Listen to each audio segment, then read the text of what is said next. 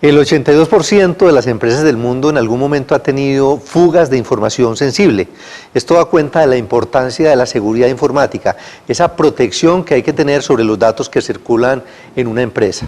Hemos invitado hoy a Juan Carlos Álvarez y a Carlos Alberto Ibarra para que hablemos sobre este interesante tema y sobre todo de manera propositiva, con información útil que les sirva a ustedes, amigos empresarios, emprendedores en diferentes países de Hispanoamérica, donde llega nuestro programa a través de Internet, para que tengan en cuenta y no dejen que la información corra esos riesgos. Juan Carlos, bienvenido a nuestro programa. Gracias. Y qué bueno que Interlan esté aquí con nosotros hoy.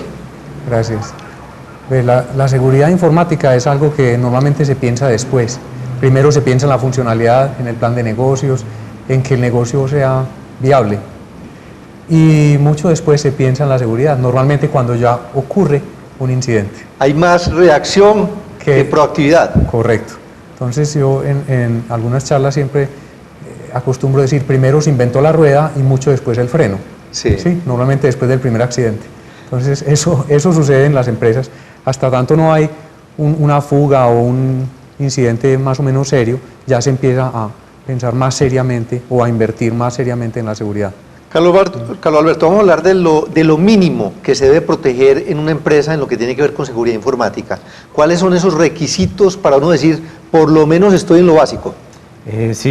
Lo primero es saber, ser consciente de tu inventario, ¿cierto? De los activos de información que están estructurando, que están soportando tu información, que al fin y al cabo es lo que se quiere proteger con la seguridad informática o seguridad de la información. Entonces, teniendo un panorama de qué es lo que tienes, ya debes tener una serie de protecciones mínimas para garantizar ello. Los mínimos son un antivirus que te proteja de los ataques informáticos, tener también una protección perimetral. Yo le voy a hacer una pregunta sobre el antivirus, porque muchas empresas utilizan antivirus gratuitos. ¿Eso es conveniente o no? El tema de lo gratuito y lo que cuesta va más por temas de costo, ¿cierto? Para nivel empresarial lo recomendable es tener el respaldo de una compañía que tenga, la experticia y todo el soporte que va detrás de esta herramienta a nivel de antivirus. O sea, si yo estoy pagando, obviamente voy a estar mejor protegido. Sí, y vas a tener un soporte o un respaldo en caso de que tengas algún incidente, además de que estas compañías están generando constantemente nuevas definiciones, nuevos parches, nuevas actualizaciones al producto. Bueno, y usted me está hablando de la protección perimetral. Exacto. A nivel lógico, ¿cierto? La protección a nivel de datos, hay varios componentes tecnológicos que nos ayudan a proteger el entorno, como son los firewalls, los anti-spam, las protecciones a navegación a nivel de navegación, ¿cierto? Cuando yo navego en Internet debo estar protegido para que no navegue en un sitio que tenga código malicioso y que me afecte directamente. O sea, aquí estamos hablando de unas de software, pero también me imagino que hay protecciones de hardware. ¿Cómo funciona eso? Sí, son unos dispositivos appliance, ¿cierto? Unos dispositivos específicamente diseñados para proteger el perímetro de Internet, el perímetro de correo, el perímetro de la navegación misma en Internet que los empleados utilizan.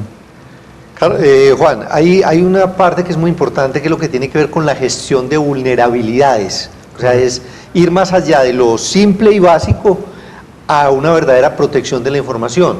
¿Qué es eso de gestión de vulnerabilidades? Sí, se trata de escanear la infraestructura, o sea, mediante herramientas para detectar dónde están las probables fallas. Ejemplo, parches que no se han aplicado, configuraciones que se han dejado por defecto, que es muy típico dejar una contraseña por defecto, y eso da la entrada a un hacker o a un intruso. Claro. Revisar versiones desactualizadas, que son más vulnerables que las últimas versiones, que ya vienen parchadas. En eso consiste a grosso modo y presentar un informe para hacer la posterior remediación. Un tema importante, además de adquirir el antivirus o el firewall, es administrarlo. Porque si la consola nadie la mira, nadie se dará cuenta que está desactualizada, que faltan equipos por entrar, y esa es una de las labores que nosotros nos aseguramos con nuestros clientes. Sí. Tenemos un centro de gestión desde el cual podemos entrar remotamente a administrar bien las consolas, porque muchas veces se hace la inversión en antivirus y se cree que con eso basta, pero hay que gestionarlo, hay que estar pendiente, alguien tiene que estarlo mirando, sí. Y eso aplica para firewalls, para antivirus, para cualquier producto que usted adquiera. Juan, porque hay un famoso refrán que dice que una cadena es tan débil como el más débil de sus eslabones. Sí. Sí. Esto aplica perfectamente en ese tema de seguridad informática. Correcto. Y normalmente el eslabón más débil en la cadena de la seguridad es el elemento humano. Es decir, Sí. es aquella persona que no está entrenada, que no tiene una conciencia de que lo están engañando probablemente. Y así yo me haya fortalecido y haya puesto una infraestructura muy sólida y muy costosa probablemente, si no toco ese elemento humano, si no lo capacito y Sí. le enseño cómo lo pueden engañar, pues voy a sufrir de todas maneras un ataque, así tenga Sí. mi red muy bien configurada. Porque uno todavía ve por ahí en algunas compañías donde, por ejemplo, la clave está pegada con un papelito amarillo ahí, un post-it en la pantalla del computador. Entonces uno dice, por Dios, o sea, ¿dónde está la seguridad? ¿Cuáles son esas fallas frecuentes humanas que se cometen? Sí, utilizar contraseñas sencillas como, por ejemplo, el nombre de un hijo seguido de 2 dígitos. Que generalmente la fecha de nacimiento o algo Sí. así. Utilizar la misma contraseña en todos los sitios por facilidad. Entonces, tan pronto se compromete uno, el atacante va a utilizar esa misma contraseña en varios todos, sitios. sí. Revelar la contraseña por teléfono a un tercero que pretende ser de la mesa de ayuda, por ejemplo, ¿sí? Que es técnica de ingeniería social. Eso, a ese punto iba porque me parece muy importante, porque uno sabe que la mayoría de los ataques informáticos se dan es con técnicas de ingeniería social, que Sí. expliquemos bien ese concepto. Sí. Kevin Mitnick, que es uno de los hackers más conocidos, hoy en día está dictando charlas después de haber pagado su sentencia.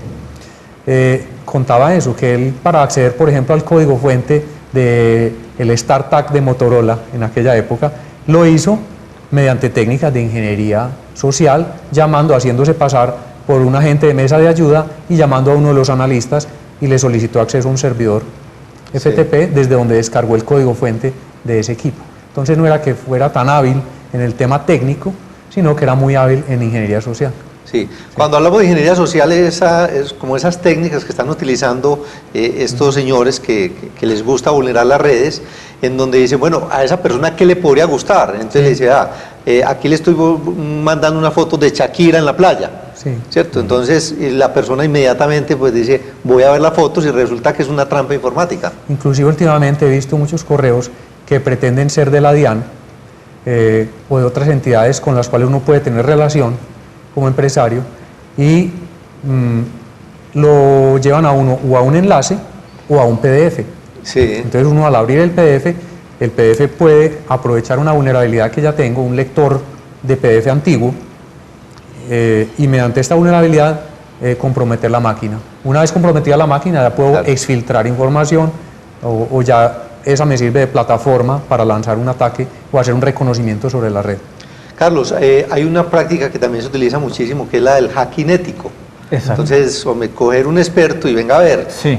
vulnéreme la red, a ver cómo funciona. Sí, es un tema que funciona en 2 fases, ¿cierto? Es medir, digamos, desde la óptica de seguridad a la empresa, a la compañía, a ver cómo estás, ¿cierto? A tener un panorama de cómo estás a nivel de seguridad, qué tan desactualizado estás a nivel de parches, como decía don Juan Carlos, si tienes una infraestructura adecuada de antivirus, si tienes una segmentación de red adecuada, ¿cierto? Si tienes alguna vulnerabilidad a nivel de malas prácticas en cuanto al tema de passwords, ¿cierto? Password por defecto, admin, o password que son, o lo que tú decías ahorita, dejar la clave en un post-it en el escritorio.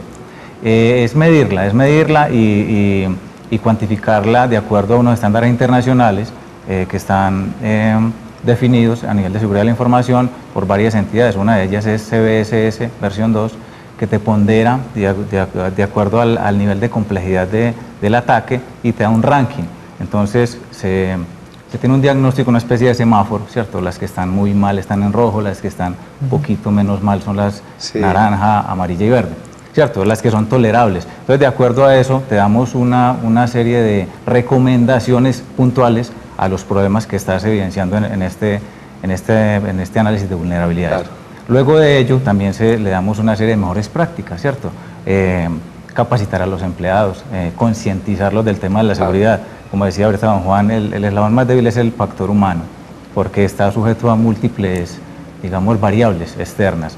Luego de esto se hace un retesteo, si lo que dijimos que hicieras lo hiciste, te volvemos a medir y te damos un segundo diagnóstico que te certifica si solucionaste o no los problemas que venías llevando. Finalmente, Juan, el tema de los simulacros que ustedes sugieren de respaldos. Correcto. Parte de la seguridad es que tan rápido me puedo recuperar de una falla. Normalmente los backups se toman con regularidad, los respaldos, pero rara vez la persona se toma la molestia de restaurar o de hacer un simulacro de que en efecto el backup quedó bien hecho, que todos los datos se respaldaron, todos los que fueron necesarios, porque normalmente el negocio cambia, claro, pero los planes de backups no se actualizan adecuadamente. Entonces, cuando hay una falla, que el servidor completo, sobre todo en una empresa pequeña, donde depende de un solo servidor, y ese servidor falla, pues hay un impacto grande sobre el negocio, porque normalmente pues, van a estar ahí todos los datos que requiere el negocio para seguir operando. Entonces hay un plan de continuidad que hay que estar ensayando, claro, y hay que tener un plan de continuidad. Muchas compañías aseguradoras exigen a las empresas un plan de continuidad de negocios, y normalmente se cumple con esta formalidad en papel, pero esto hay que llevarlo a la práctica. claro. Juan y Carlos, muchísimas gracias por haber estado con nosotros aquí con este tema tan interesante para nuestros televidentes en diferentes países, porque estamos hablando de seguridad informática y protección de la información, que sabemos que es un activo muy valioso en cualquier empresa. Muchas gracias. Muchas gracias. Gracias. Muy bien, este es Negocios, ya regresamos.